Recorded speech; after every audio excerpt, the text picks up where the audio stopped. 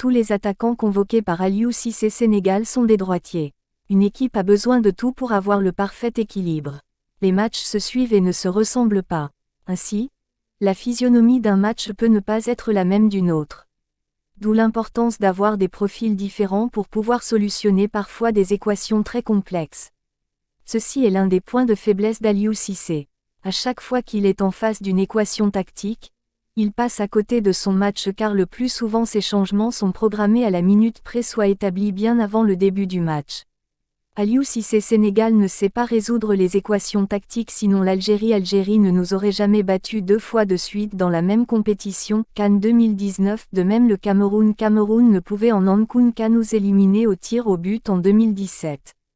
Ce faisant pour pouvoir solutionner des problèmes, il faut avoir plusieurs éléments différents à sa portée. À quoi bon sélectionner des joueurs qui, à des degrés moindres, se ressemblent plus ou moins?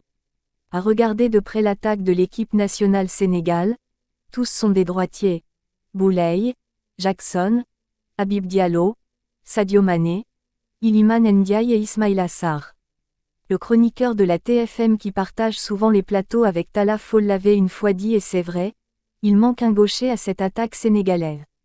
Ce n'est pas pour rien que depuis le départ de Fadiga a fait sombrer la génération 2002. La France utilise Dembélé qui est un gaucher sur l'aile droite. L'Égypte fait également jouer Salah qui est gaucher sur l'aile droite de même que l'Algérie avec Mahrez. Au Cameroun aussi Mbemo est positionné sur l'aile droite de même qu'Asensio avec l'Espagne. Rafinha joue sur le couloir droit avec le Brésil. Je peux en citer plus d'une dizaine d'ailiers gauche qui jouent sur l'aile droite avec leur équipe nationale. Au Sénégal, le seul gaucher du moins sur ce qu'on a vu contre la Bolivie à avoir le même style que Mahrez et Demba Seck. On ne comprend donc pas pourquoi il n'est plus appelé en équipe nationale alors qu'il avait fait une entrée hyper intéressante.